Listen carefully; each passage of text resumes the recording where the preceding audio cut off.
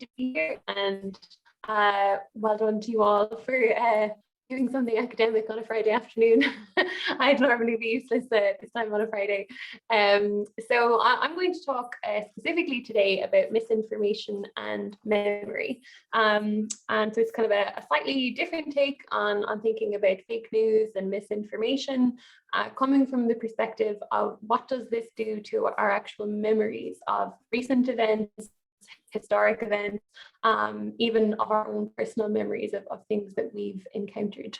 So to start this off, I might mention when we talk about misinformation, most of the time nowadays we think about fake news, but in psychology there's a long history of study of something called the misinformation effect. And this is basically the study of how if you're exposed to information that's not true after you've already experienced an event, it can distort your memory for that event. So there were a number of studies of this in psychology, mainly in the 70s, and lots of them looked at things like car crashes. So Elizabeth Loftus is a very famous memory researcher who pioneered most of this in the 70s. So as an example, people watched, say, a video of a car crash, and then they were either asked, did you see the broken headlight, or did you see a broken headlight? And now there was no broken headlight, but simply asking people, did you see the broken headlight, makes it twice as likely that they'll misremember seeing a headlight. And another one of these experiments, again, showed people the same video of a crash. Everyone saw the same video. And then they asked people, how fast was the red car going when it hit the blue car? And for some people, they use the verb hit, but for other people, they use the verb, bumped, collided, or smashed. And what you see is that when you ask people to estimate the speed that they actually saw with their own eyes, the verb that you use matters. So when you ask people how fast was the red car going when it contacted the blue car, they'll give you an estimate of about 31 miles per hour in this particular study. Whereas if you use the verb smashed, like smashed implies speed, and that actually affects the way that people come to recall the event, and they recall a higher speed. So there's been tons of research done on this misinformation effect in psychology, and it kind of changed the way that we thought about memory, that memory isn't this perfectly pristine recording like a video camera. It's not something we can take out and view and then put back and it stays exactly as it was. It's actually that it can be updated and reconstructed very easily. And other people can tell us things, or we can be exposed to things that can actually change the way we recall information. And typically this happens without any awareness. And it can be, when we don't know that it's happened, it's obviously difficult to undo. So when I look at fake news and misinformation, over the last number of years, really what I've been doing is looking at what misinformation does to memory. So thinking about memory from this reconstructive approach and thinking of it as something that is rebuilt all the time and takes on new information all the time. I've been looking at misinformation and looking to see what that does. So what I'm going to talk about today is kind of three main things. So when is misinformation likely to distort your memory? What are the consequences when that happens? Does it mean anything? Does it matter if our memories are distorted? And lastly, then maybe just a word about warnings, because that's quite topical at the moment. Maybe I'll perfect. So that's what we're going to talk about today. And the first question, as I mentioned, is kind of when is misinformation likely to distort memory? Like when is this most likely to happen? So I'm going to talk about three situations in which it's particularly likely and kind of what that tells us about misinformation. So the first situation in which all of us are likely to experience some distortion of our memories in response to fake news is when we see news that is in line with our existing beliefs. And this is a really interesting effect that we've actually demonstrated a few times. So I'm going to show you a few different examples of this. So if you cast your mind back to the 8th Amendment referendum in 2018, this is a news story from that time. And you'll see it's a story about how the Together for Yes campaign was forced to destroy 25,000 campaign posters after evidence emerged that they were bought using funding received from American pro-choice lobbyists. This was a study that we ran in conjunction with the journal.ie a few weeks before the referendum happened. And we showed people a mix of stories. Some of them are true and some of them are fake. And some of you might have realized that this is fake. This never happened. There was lots of debate about posters. There was a little bit of debate about, foreign funding and foreign influence, but not like this actually happened. No posters were taken down, no posters were destroyed. And so we ended up with a huge sample of about 4,000 people who did this study. And people either saw this story here about the Yes campaign, or they saw exactly the same story, but just written as if it was about the No campaign. So you can see this is the same story, forced to destroy 25,000 campaign posters, but we just said that it was American pro-life lobbyists, obviously, rather than pro-choice lobbyists. So we did these mix of stories to people, and a lot of studies in the area of fake news are interested in asking people, do you believe this? Do you think it's true? But because we're kind of coming from a memory perspective, we were interested in whether or not people would remember these things as having actually happened. So we asked them, do you remember it? How well do you remember it? Where did you see this before? How did you feel at the time? And what we found, which is in line with tons of psychology research, is that people reported rich and detailed false memories of encountering these news stories. They said, my wife told me about this, I saw this on prime time. They gave us kind of detailed recollections of these completely fabricated events that happen.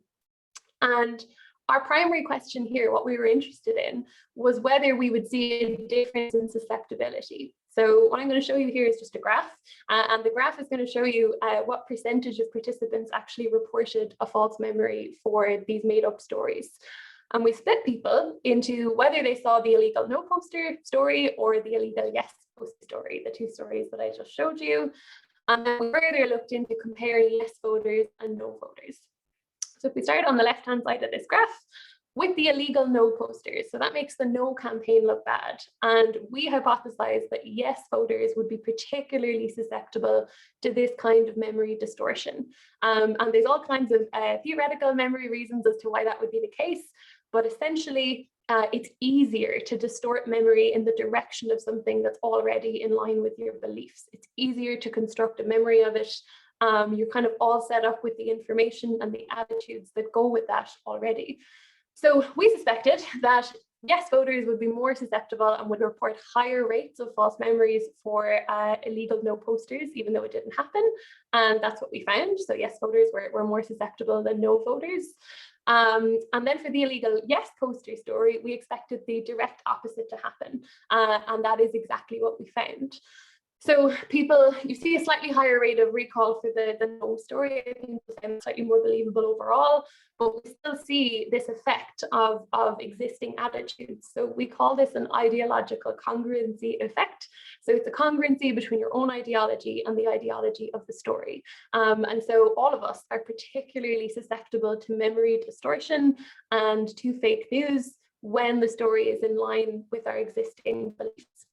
And as I said, these were actually quite rich false memories. So we asked people, like, how did you feel? What do you remember about the story? And lots of people described it as actually an important event for them. So you can see in this kind of extract from a no voter here, or a yes voter, who saw the no posters. And they said, I already had my mind made up, but after this story, I was disinterested in the no campaign, and it kind of described it as a pivotal moment. Which is interesting because it didn't happen. A no voter who was kind of being defensive here said, I don't think anything wrong happened and the posters shouldn't have been burned. And this is an interesting extract because if you realize that in the actual news story, we never said anything about burning. We said the posters were destroyed. And you see this, that if you give people a bit of a prompt, they typically can kind of fill in their own information and they can build kind of richer memories. And that makes it all the more likely that that memory will stick then and will become part of how they remember this public event. And again, there's nothing kind of political about this. This happened to everyone on both sides. So people who viewed the yes posters were just as likely to give these kind of reports. There was a man who just said, like, I thought it was hilarious. This was so funny. I told all my friends about it. And a yes voter, again, displaying kind of a little bit of kind of mental gymnastics, saying that actually they felt proud of the Yes campaign when this happened because they were honest and they reacted well. But the basic take-home message here is that when we encounter fake news that is in line with our existing beliefs, we are more susceptible to memory distortion than if we see news that is not in line with our beliefs.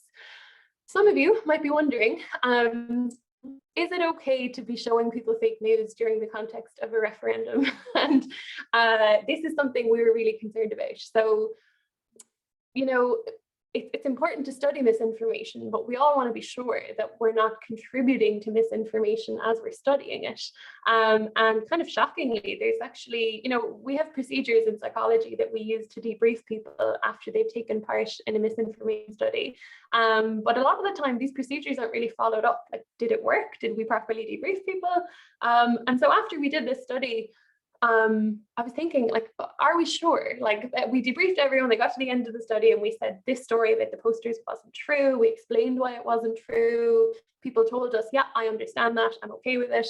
But you know, in the months after, I kind of thought, are we sure that it worked? And what if there is still a lingering memory distortion there? What if our debriefing didn't work so well? And what if people, after leaving our study, are now more susceptible to that fake story if they heard it again?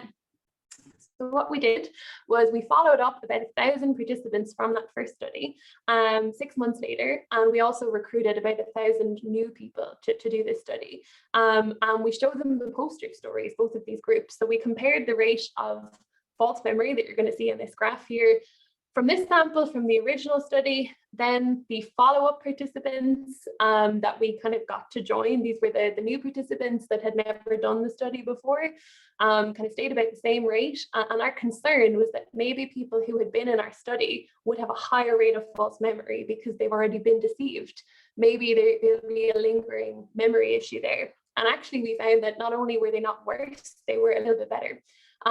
So this is actually good evidence and a good example of how debunking can actually work and that it works with memory. So even people who told us that they remember the story at the beginning, when we did kind of a thorough debriefing process with them, we found at follow-up that they then performed better than people who were newly recruited, who had never taken part in the study. And we also found that they were all better, that the continuing participants were less susceptible to a new fake news story, so a brand new one that they'd never seen before. And that's probably because they were suspicious of us at this point. They realized we were looking at fake news, but it's still, all of this suggests that our debriefing processes do work, and that it is possible to kind of take back this sort of memory distortion. And then, as I mentioned, we've demonstrated this in a couple of different ways. I'm just going to mention 2 examples of this. So we followed up from the referendum study by looking at this again in the context of Brexit. And we followed pretty much the same experimental design with about 2,000 Brexit voters last year. And we showed them fake stories. Again, this is fake. Again, this was a story that the Vote Leave campaign was accused of election tampering after some Remain ballots were found in a skip. This didn't happen, nothing like this happened. And people either saw this story written this way or they saw it written about the Remain campaign. And once again, we saw these rich false memories for things that didn't happen. So, you know, someone telling us, like, I'm actually an ex-employee of the council and I thought the alleged tampering was over the top. Anyone could have put those votes in the skip. Someone else, a Remain voter, saying, like, I felt a bit cheated. What if this changed the outcome? And so once again, we saw the exact same effect here, where Leave voters were more susceptible to false memories for stories that made the Remain side look bad, and vice versa. And the other thing we found in this study was that this effect, this ideological congruency effect, was a little bit stronger if we insulted people before they viewed the stories. So if we presented what we would call an identity threat, so they viewed someone saying something bad about Leave voters or Remain voters, whichever group they were in, it made them a little bit more susceptible to this as well, which is interesting in terms of understanding where this tendency comes from, this tendency for ideologically congruent memory distortion. Then the last example of this congruency effect is something a little bit different. So it's a paper we're just publishing at the moment, and all of the two examples I showed you there with the two referendums, there's two very clear sides in those. There's yes versus no, leave versus remain.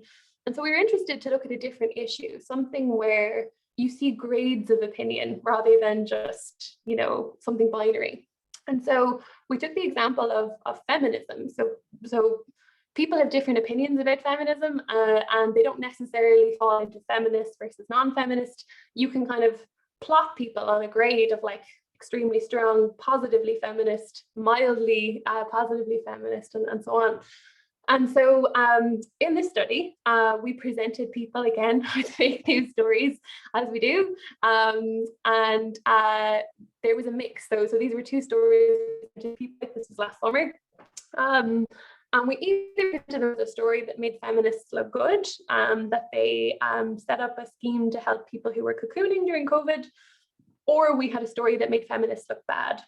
This is the story on the right that says they ran a campaign to raise funds for frontline workers, but then they used it for a wellness retreat. And this was completely made up. There's actually no such thing as the Irish Feminist Society. And we presented people with these stories. And the other thing we did was we administered a scale that would help us understand their attitudes towards feminism. And so it gave people a score basically between 1 and 25, from strongly negatively about feeling very negative about feminism to feeling very positive. And what we were interested in was whether people's opinions would predict their susceptibility. So not, again, just yes versus no, but as you move along a gradient, does it make people more susceptible?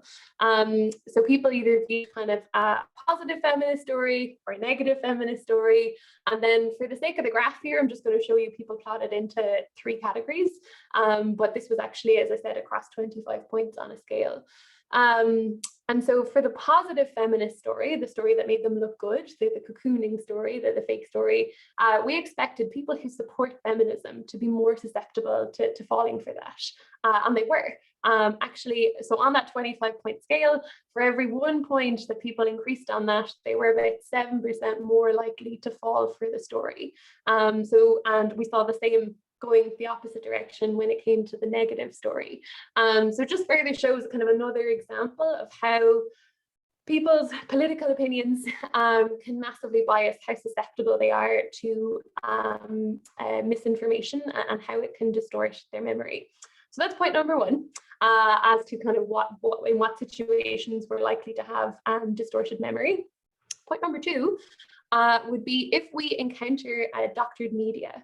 And so again, I'll just mention a classic psychology study because it kind of grounds what we're talking about here. This is a study from 2002 where people signed up to take part in a study about their childhoods. And they provided a photograph of their childhood, and also one of their parents were contacted. And so the researchers verified that these people had never been in a hot air balloon as a child, as most of us weren't, I'm sure. And then what they did was they took the photograph, this is say a participant, and they photoshopped them into an image of a hot air balloon. And they interviewed them twice and talked about a number of childhood experiences and photographs, including this one. And by the end of 2 interviews of just talking about it and looking at the photograph, about 50% of those participants came to remember that they actually had been in a hot air balloon as a child. And there's loads of psychology research on this kind of memory implantation technique, and it's often particularly effective with childhood memories. But in this case, the doctored media seemed to add to it. And so people then started to wonder, how does this work with news? How can our memories of news events be distorted by doctored images? And so there was this really great study that was published in 2007. And they conducted this study in Italy, and they surveyed people about their memories of a protest against the Iraq War that happened in Rome. And this is the original photograph on the left showing the protest. It was a peaceful protest. Half of the participants saw this image, and then they answered questions about it. Another half saw this doctored image, and you can see this has been doctored to make the protest look a lot more violent than it was. They've covered up the peace sign. There's someone in a gas mask and kind of riot gear, and that's all they saw. And then they said, okay, we want to ask you some questions. and they compared people's answers between those who had seen the original image versus those who'd seen the doctored image. And they asked them, have there been any injuries at the protest? People were twice as likely to misremember injuries as having happened if they saw the doctored image. They asked them, was there any damage done to property at the protest? Again, almost twice as likely to misremember damage if they had just seen this one image. And even deaths. So they asked people, did anyone die at this protest? As you can see, those who viewed the original image, just 2% of them misremembered that someone had died at the protest, but 16% of those who viewed the doctored image misremembered this. And so this is another example of how doctored media can actually distort people's memories, even of very public events. And so this is a fairly simple, that kind of photoshopping isn't particularly technologically sophisticated. And so in recent years, there's been a lot of concern about deepfakes. So if you've ever come across the deepfake video before, these are videos made using machine learning, and they're incredibly realistic, and you can kind of make it look like someone is saying or doing something that they've never done. And at the moment, over 98% of deepfake videos on the internet are pornography, almost all of it non-consensual. But there's a lot of concern as to how deepfakes could be used in terms of trust and democracy and journalism, that if people can no longer kind of trust what they're seeing, what does this do to our interpretation of history, to how we remember things, and what we perceive as true? And so in a recent study, we wanted to see whether or not this would actually increase memory distortion. So we took a number of deepfakes. One of them was a deepfake of Barack Obama that some of you may have seen. BuzzFeed posted this online a couple of years ago. The director, Jordan Peele, kind of imitated Barack Obama, and then they used deepfake footage to turn what he was saying and doing into a video of Barack Obama. I'd recommend watching it if you haven't seen it before. Barack Obama in the video says, Donald Trump is a total and complete dipshit, and all kind of very based. And they presented it as if it was real. And so in our study, we showed people a mix of, again, news items, some of them accompanied by text and some of them accompanied by deepfake videos. And what we found was that, yes, deepfake videos did lead to false memories, as we thought they would, but they didn't consistently lead to more false memories than simple text. And this is kind of funny because intuitively, I think we'd imagine that these deepfakes are so convincing that they're going to be so much more powerful than written word. And actually, we find all the time, like with memory, that giving people simple text prompts actually, it possibly allows people to construct their own images in their head. And sometimes that's even more powerful than giving them an image. And so even in that original hot air balloon study, they repeated that and compared how the photoshopping would do compared to just giving a written description of a hot air balloon ride.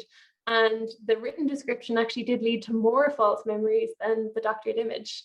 So the jury is kind of slightly out on the impact of doctored media. We know it definitely can give people false memories, but we're not sure if it always gives them more false memories. So we're just beginning a big project on deepfakes in the next couple of months in UCC. So hopefully we'll have more data on that sometime soon. Okay, and then the third thing that I mentioned, the third kind of reason that you might see people being more susceptible to misinformation and having it distort their memory is if they make an error in recalling the source of the information. So source confusion, all of us have had the experience of remembering something but not being sure where we remember it from. That happens to all of us all the time. You meet someone and you think, I know that person, but I just don't know where I know them from. And in psychology, what we call source confusion is when people get that judgment wrong. So often what someone might do is they might misremember something that happened to them in a dream, and they might remember it as having really happened. That's an example of source confusion. Or likewise, remembering something from one place and thinking you saw it somewhere else. Happens to all of us all the time, but sometimes has more significant consequences for depending on the context. So again, very famous psychology case to do with source confusion is this man, Donald Thompson. He was a psychologist, and in the 1970s, he walked into a police station on official kind of work business, and he was arrested on suspicion of rape. And he took part in a lineup, and the victim identified him. And the investigation began, but quickly stalled because it turned out that he had an airtight alibi. At the time of the attack, he was actually on live television giving an interview about the reliability of eyewitness testimony, which is incredibly ironic. And so they knew it couldn't have been him. And then they tried to uncover what happened. And it turns out that while the woman was being attacked, there was a television in the room. And this man, Donald Thompson, was on the television. It was turned to that station. And so she correctly recognized the man. She correctly associated him with the time of the attack, but had a source confusion error in thinking that he was the attacker rather than someone that was on television. And that doesn't mean that there's any kind of lying or deception. It's just a memory error. And so this has been investigated in kind of legal context as well, in the form of bait questions. So bait questions are things that investigators use sometimes. It's called the read technique. And this is where you might say to a suspect, if I was a guard, I might say, is there a reason we would have found your fingerprints at the scene? And I might say that even though we didn't find the fingerprints. And the theory is that a guilty person will try to change their story to incorporate the fingerprints, whereas an innocent person will just say, no, there's no reason you should have found them. And some recent studies have shown actually that bait questions can be a form of the misinformation effect, and that people on a mock jury were more likely to misremember that the fingerprints actually were at the scene if they've heard a bait question. And this is the idea that simple exposure to just a simple question like this can just distort your memory, and you remember that you heard about the fingerprints and you misremember that as being actual evidence. And so there's kind of people pushing for kind of better guidelines on how these questions are used. And so when it comes to misinformation, we wondered recently, was there a form of this? Could questions actually make us more susceptible to misinformation? And the thing that we investigated in this regard were push polls. And push polls aren't like a normal opinion poll. A normal opinion poll, I want to find out how you feel about something, whereas a push poll, I want to give you information. I'm pushing information on you. So there's some very famous examples in the US where people receive phone calls saying things like, would you be more or less likely to vote for Barack Obama if you found that his best friend was a sex offender or something like that? And that's not designed to gather your opinion on that. It's designed to make you think that question is actually true. And so we wondered, okay, what happens when people are exposed to questions like this that seem like innocent questions? Does it distort their memory enough to make them more susceptible to misinformation? So in this recent study, we ran a series of experiments based on a number of different public figures, one of whom was the Pope. So people completed kind of a number of hypothetical questions in a matrix about the Catholic Church, like, would you be more or less supportive of the Catholic Church if you found out the Pope was a vegan? And people would tell us how they felt about it. And one of those questions was the critical question in this example. So we said, would you be more or less supportive of the Catholic Church if you heard that Pope Francis demanded that his favorite dishes be flown in from Argentina on numerous occasions throughout the year? And so people answered this question along with 5 or 6 other questions. And then either minutes later or a week later, we asked them to look at some news stories to do with the Catholic Church. And again, there were a number of kind of filler news stories, but one of them was a critical news story. And you can see here that the story perfectly matches the push-pull question, but it's presented as if it actually happened. So saying that actually 3 times a year, the Pope has these dishes flown in from Argentina to the Vatican. And we were interested to see if people had seen that question. We compared people who had seen that critical question versus those who hadn't. And we wondered, would people be more susceptible to forming false memories for this made-up story if they had previously been asked a question? And would that be a short effect, or would it persist over the space of a week? And as you'll see in this graph here, we found really significant effects, bigger than we thought we would actually. So in the purple here is people who actually saw the negative push-pull, the critical question. And you see that when we put people in the kind of immediate group, where there was just a few minutes delay between seeing the question and seeing the news story, there was a significant jump in false memories. But when we left it a week between seeing the question and seeing the news story, the effect got much stronger. And so we repeated this, as I said, looking at a number of different public figures, one of whom was actually Leo Varadkar during the general election in 2020. And again, there were a number of questions, as just one example, where we asked people, would you be more or less supportive of Fine Gael if you heard that since becoming Taoiseach, Leo Varadkar donated 25% of his annual salary to charity? And then either immediately or a week later, people encountered a news story that perfectly matched that. This isn't true. He didn't, as far as we know, donate his salary to the ISPCC, but we presented it as if it was true. And again, we found that if people had previously encountered this question, they were about 3 times more likely to misremember this as having happened. And again, they told us, like, I saw this on Twitter, my wife told me about this. They formed these rich memories, even though it didn't happen. And most concerningly, people seem to have no idea what we were doing. So even though there's such a disconnect between these, none of them, we asked people, like, what do you think we're studying? What do you think this was about? And none of them could recognize the repetition between the question and the news story, which is concerning, because obviously if people can't notice it, then they can't report it. So those were the 3 examples of ways in which we can be particularly susceptible to memory distortion when we see misinformation. And now onto the second point, and the other points are faster. What are the consequences of memory distortion? Like, what actually happens if we have our memories distorted? Does it do anything? There are a number of really interesting studies in this area, particularly to do with food.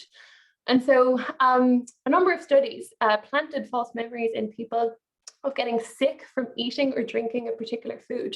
So planting a memory that you once got sick from eating egg salad.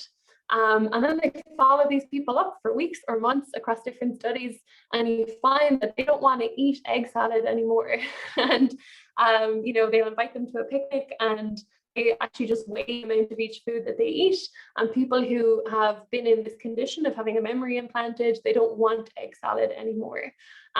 This is probably the strongest evidence that misinformation can actually change our behavior, and it can change the things that we do, and that this can persist for a long time.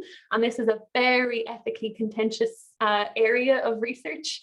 There are some suggestions that this could become a form of therapy.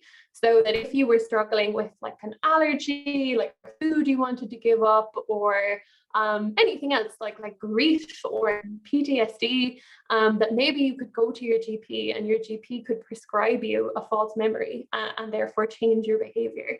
Highly contentious question, and really strong opinions on all sides of this, as to whether any of us would actually want that or be willing to do that. But this is interesting when it comes to misinformation and fake news, because it leads us to the question, can fake news actually change our behavior? You would think we would have loads of research on this, and we actually don't. So most studies on fake news, you ask people, like, do you believe this? Would you share this? We don't really try to measure the downstream effects of fake news, even though we really should, because that's what we should be concerned about. So in this study that we did again with the journal actually.ie last summer, we presented people with a number of true and fake stories again, and again, always following these kind of evidence-based debriefing processes to make sure that we don't contribute to misinformation. In this example, we showed them a fake story suggesting that there was a connection between the people who were designing the contact tracing app used by the HSE and Cambridge Analytica. This was before any of the apps were actually launched. And we wanted to know, this is just one example, we tried lots of different fake stories. We wanted to know, would this then have any effect on people's behaviors? So Some people saw this story, some people didn't. And then at the end of the study, we asked them about their willingness to get vaccinated, their willingness to download the app, that kind of thing. And we wondered, like, would this change their behavior? And we found that simply being exposed to the news story, just reading it, led to a 5% reduction in intention to download the app. And then actually forming a false memory for the news story led to a 7% reduction in intention to download the app. So these might not sound like very big numbers, and they're not relatively, but our concern is that this was from a single exposure only. So people, they just saw it once, and they also only saw it for a couple of minutes. So for ethical reasons, we didn't let people sit with this misinformation. We didn't let them leave the study and think about it for a few weeks, because we didn't want them to potentially pass that information on to other people. So we kept it all within one session, and they were only exposed to the information for a couple of minutes, and then they were debriefed. But potentially these effects would get even stronger if they saw the story more than once, and if they were given more time to kind of digest it and think about it. So we need a lot more research on this to try to understand how and when we actually see behavioural changes, and how memory factors into that. Conscious of the time, this is the very last point. When we think about what might help, like what could we do to help people not be susceptible to this kind of misinformation? There is a bit of a tendency to think we'll warn people, we'll just tell them that this can happen, and that will prevent things. And so you see a lot of campaigns like this, the BeMediaSmart.ie, that campaign here on the left, that's still running at the moment. There's other ones in the UK. All of us have seen various websites that tell us, like, watch out for fake news, don't fall for it, that kind of thing. And again, actually, there's no real evidence that works. So there's good evidence for specific debunking and pre-bunking of a specific story, saying like, this is not true. But here, these campaigns are general things. You're saying to everyone, be on the lookout, like generally. And so if these campaigns do work, you'd think that they should be at their peak just a few minutes after someone sees the poster. It's kind of what we know about these kind of campaigns. So as part of that study with the journal, we did a study to see if these campaigns, these kind of warnings would work. So we showed people a number of kind of general public health messages or no public health messages in that study. And, the ones we've all seen, like wash your social distance, that kind of thing. And some people saw some warnings about fake news, like think before you share. Some of them were framed kind of positively, some of them were framed quite negatively. There was a whole load of conditions in this, but to sum it up, the warnings did nothing, did not reduce the effects on behavioural intentions that I just mentioned, didn't reduce false memories, and did not improve people's ability to detect fake news stories. So it's a bit disappointing, but again, really important that we actually develop a good body of evidence for these campaigns that we're hoping to help. We hope that they will help reduce susceptibility, and we should really have better evidence that these things are going to work before we're kind of rolling them out. And so there are some other promising methods, like I mentioned, specifically debunking and pre-bunking. The example I mentioned of debriefing people, like, this is not true, here is why it's not true. Lots of good evidence that works, but generically telling people to watch out for fake news, this study suggests that that's not maybe the most effective method. In summary, misinformation is powerful. It can distort our memories. Many factors can increase susceptibility. I didn't go into individual factors here around cognitive ability and things like that, but there's a whole body of evidence on that as well. We need more research into the downstream effects so we can understand what it's actually doing, and we need evidence-based solutions. So lots of research still going on this, but we don't quite have all the answers for it yet. So thanks to all my co-authors on all of this, and especially to the journal.ie, who've been a really good partner on this misinformation research. So I will hand it back to Frank, maybe. It's me, I think, that's taking over now. Sorry. Questions at you. Thank you so much, Gillian. That was absolutely fascinating. I'm a little bit worried about my own memory now. God only knows stored away in there falsely. It's just a fascinating talk. There's a really lovely comment here from Natalie. This is such an interesting presentation. I wonder how much the false recollections have to do with social desire to perform recollections, i.e., it's better to remember something that happened. Definitely. So that's a great question, because we've been very concerned about that, because we wonder with these studies, is it people just going, oh yeah, I'm so informed about the referendum, I know everything, and they just say yes to everything. So we have a few ways around that. In a couple of these studies, we, instead of just measuring raw rates of memories, we calculated something called D prime, which is kind of sensitivity. So it takes into account their number of false alarms where they got it wrong and their number of hits, and it helps us calculate kind of how much people are just guessing, basically. So we've done that in a few studies, and all these findings kind of hold up. And the other thing that we've done is that in all of these studies, about halfway through it, we tell people, we say, actually, this is a study of fake news. Some of the stories you saw might have been fake. Can you pick them out? And so in that way, we're flipping the incentive, and we're saying, if you're really all that knowledgeable, pick them out.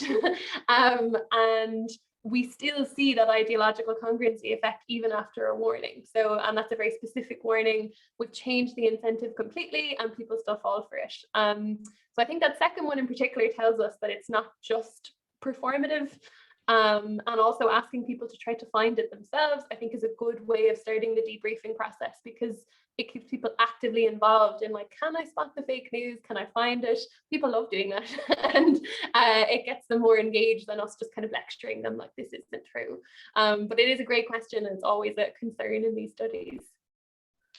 Very good, very interesting. Yeah, I can see, totally, when you go into a study and it is that kind of response to somebody's testing me, I have to do the best that I can. So sometimes you might be tempted to fudge it a bit, but yeah, I can control for that. Even Google, that's always a concern, that people will start Googling when you're doing internet research. And so tons of research on how you get around that. And it's amazing. One of the best things you can do is just put a question at the very end and say, look, I'm a researcher, I need to analyze this data. Did you use Google, or did you ask someone for help? If you did, please just tell us so we know. And you'll usually knock out about 5 or 10% of your sample from people who tell you at the end. And it's a really simple and fairly well evidenced way to try to control for that as well. Cool. Yeah, because I was just wondering, how do you stop people kind of checking this? Because when I read something that I'm not sure about, like, my first instinct is Google, and see where it came from. So I suppose, if you're doing this research online like that, it must be hard to kind of it's not a test, it's a voluntary, people are participating voluntarily in your research. So how do you kind of try and keep them honest, I guess? Yeah, and it is an exercise in trust, that if you can tell people, I think sometimes it helps to humanize your research, where you say, like, I'm Gillian, I'm running this study because I'm interested in this. And most people, I find, generally don't want to mess up your research study. And if you give them a chance to say, look, just tell us, and then I can just exclude you from my analysis, a lot of people will just tell you. I'm sure not everyone does, but it's at least something we can do to kind of clean our data a bit at the end. Cool. So there's a question here for Anya, and I'm sure that a lot of people on this webinar will be interested, because there's a lot of librarians. How can librarians support students to transfer critical thinking skills from academic context to real life, or to transfer common sense critical skills to their studies? I think that that's something that a lot of people on this call will be involved in. Information literacy, it's kind of the bread and butter of librarians. So how do we kind of take some of what you're learning about and transfer it to the students, so that it's one of those life skills that you wish everybody had? Definitely. I think that is the $1 million question as to how we actually transfer it. So there's some research on some really interesting research at the moment about very short-term effects of just priming people to think critically. So as an example, with fake news studies, there's one approach where imagine you're doing one of my studies and I show you some news stories and you have to tell me whether or not you would share them or something like that. There's some you find people do better then. And that the idea is that you kind of nudge them into the mindset of like, should probably think about accuracy. The problem is it's so short-lived, that effect. There's one really great research group in the States that found that they actually took that intervention to Twitter and they followed thousands of people on Twitter and tracked what kind of news they were sharing, if it was, you know, Breitbart or if it was more reliable or something like that. And then they sent them a private message asking them to help them with a study to rate the accuracy of something, anything. And they found that once people received that message, it improved their news sharing for a couple of weeks and it made them more discerning and it made them more critical in what they shared.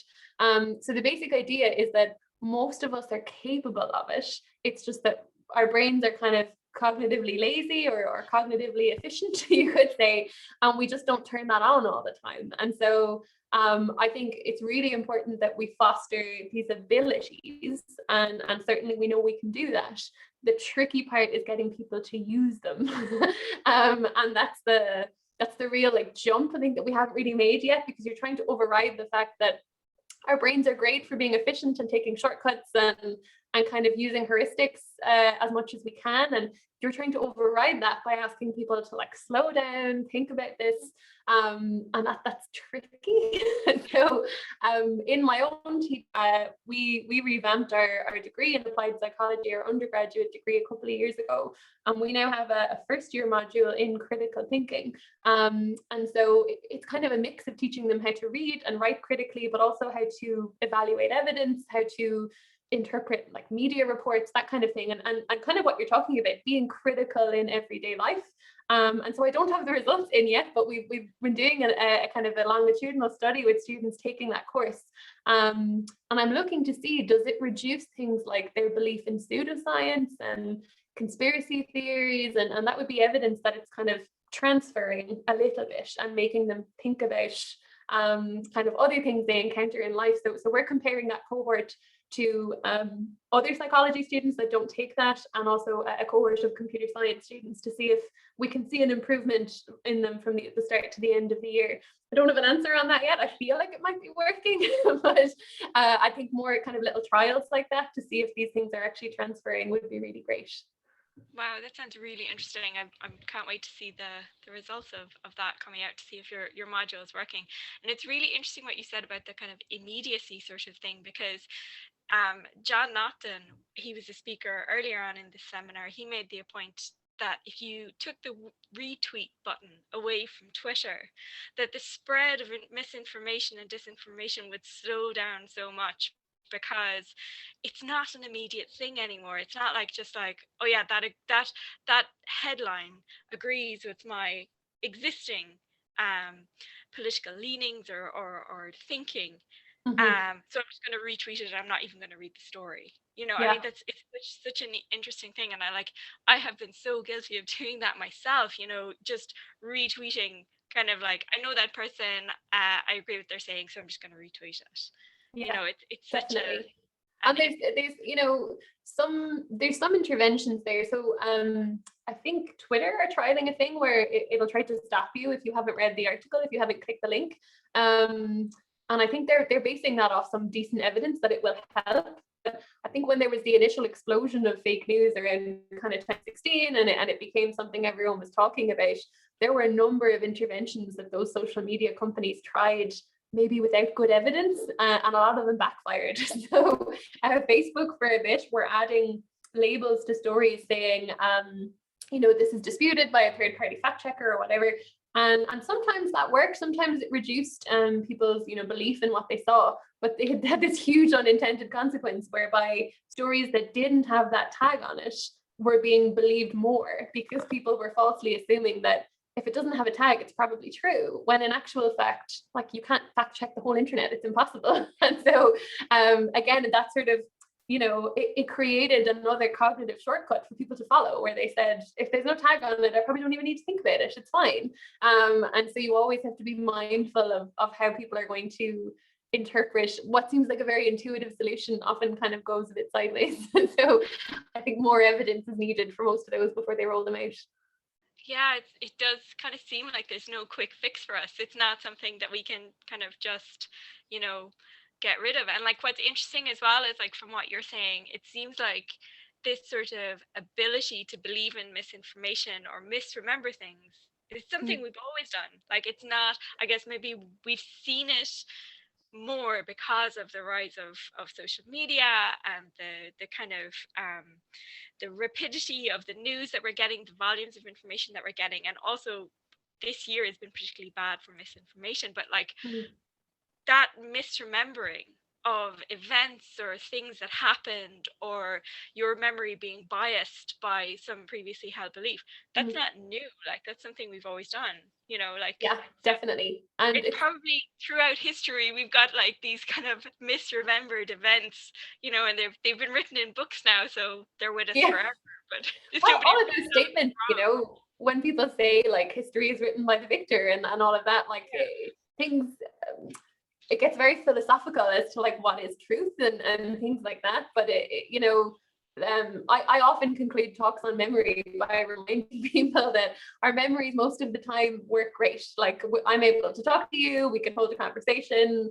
I know where I am, I know where I live. Like, our memories are fine. They get us through most of the time. And the other thing is that there's a lot of good theories that this flexibility that we have in our memories, this ability for them to change, is 99% of the time a really good thing. It allows us to update our memories in response to new information. It's also the same framework that allows you to, the way you can imagine a different past. So like a kind of counterfactual, you can think like, what if I pursued a different career? What if I had moved to this country? And you can think back and you can, in your mind, rewrite the past and imagine where you would have gone. You can see from fMRI scans that the same kind of infrastructure in your brain that you use to do that is your memory infrastructure. And so the idea is that this ability that we have to construct these like imagined futures or pasts, it's so important that we take the kind of side effect of misinformation, of distorted memories, because most of the time it's so useful. And so it's kind of a feature, not a bug. It's just that there are certain elements of our information landscape at the moment that are kind of exacerbating that bug a little bit.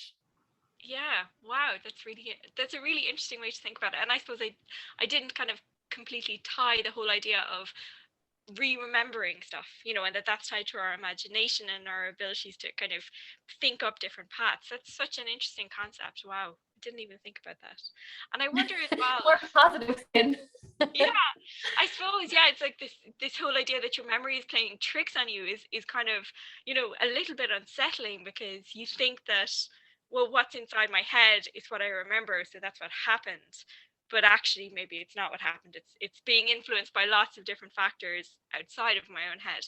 And Exactly. that's definitely a disconcerting thought. But like, I suppose from what you've said, like taking the positive side of that and thinking, well, actually it's tied to my imagination and my ability to kind of process what's happened and events in the past. You know, that's an important thing for people to be able to do, because, you know, sometimes getting new information about a bad memory can really help you, you know, Yeah. process or move past an event. That's really I Definitely. wonder as well, like, you know, like if misinformation or misremembering things is kind of tied to our imagination and stuff. And it was really interesting that you said that deep fake videos, which are so convincing, I've seen some of them, um, you know, that's all about kind of our visual memory. But they're not anymore convincing that something, you know, textual or that you read or something like that. Like that's really interesting. And I wonder, is that a little bit to do with the way our imaginations work? Like we have to be able to picture ourselves in the memory, and with deep fakes you kind of can't do that, because it's, you know, it's an image that you're seeing. Exactly.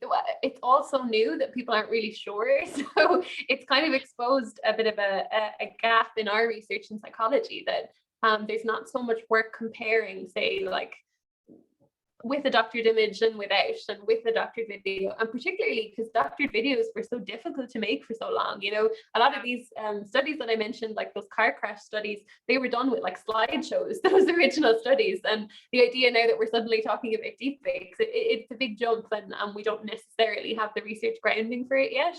But the idea is that if I ask you to imagine something, you take what you already know and you piece together something. And by its very nature, that is something that makes sense to you because you've taken what you know to build that image. So I say to you, like, we just did a study with our students where we got them to find deepfakes where actors were recast in movies. So it was like Will Smith starring as the main guy in The Matrix, and this other guy in Indiana Jones, and they gave them to people and asked them if they remembered these remakes being made, and they gave them with real remakes, like the remake of Aladdin and The Shining and stuff like that, or not The Shining, that was a fake one. Carrie or other ones like that, and we found that in some cases the deepfakes actually made it worse. When people just read the headline of like, do you remember Will Smith starring in a remake of The Matrix?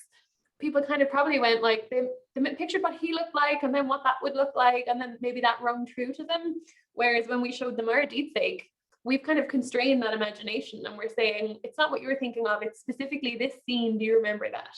And maybe that's so concrete that it's easier to just kind of say yes or no to it. And so in that study, we asked people, like, are these convincing? Do you think these are good deepfakes? People rated them as incredible and like, this is so realistic, and yet it didn't quite make a difference for memory. And so you do see a lot of kind of panic around deepfakes, and rightly so. They're so harmful in so many ways, and particularly there's a lot more research now on that pornography aspect, and it's awful. That's become a lot more localized. It used to be celebrities, and now it's like there's software online that you could just take your neighbor's Facebook page and you could just make a deepfake pornographic video of them. It's horrendous. And so I'm not saying the deepfakes are harmless. They're definitely not.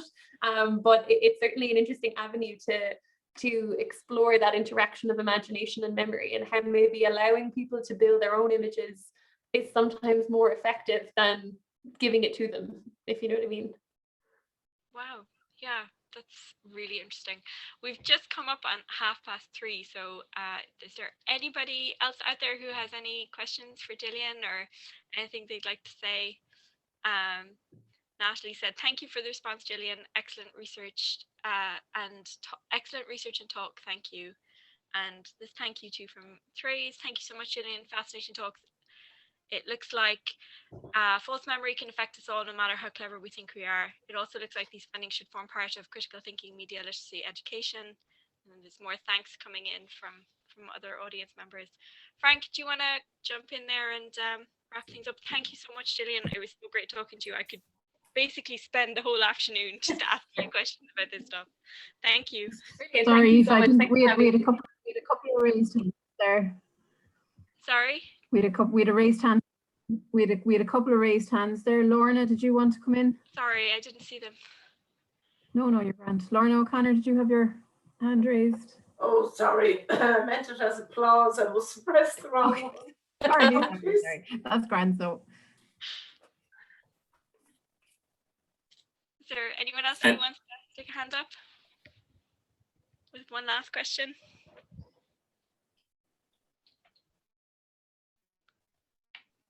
No, the grilling is over, Gillian. Over to Frank for wrapping up. Yeah, I'd just like to wrap up and thank Gillian for that wonderful talk. It was very relevant to the times we live in, especially with the proliferation of media coming our way, making sense of it. I'm not sure that I would have downloaded the COVID app if I knew it was linked to Cambridge Analytica. I'd just like to remind people that this talk was part of a series, and our next talk is next Friday, I think, the 27th of May. No, that's Thursday, I think, at 2:30, and it's Lord David Putnam. You can sign up to it at the LIR Group HEAnet site, and you can sign up to our email list there as well to find out about further events. So thanks very much to Gillian again, and thanks to everybody for attending. Thanks, everyone. Bye. Thanks, everyone. Gillian, there's some lovely comments there saying thank you for your talk. Do you have a look before we? Brilliant. Thank you.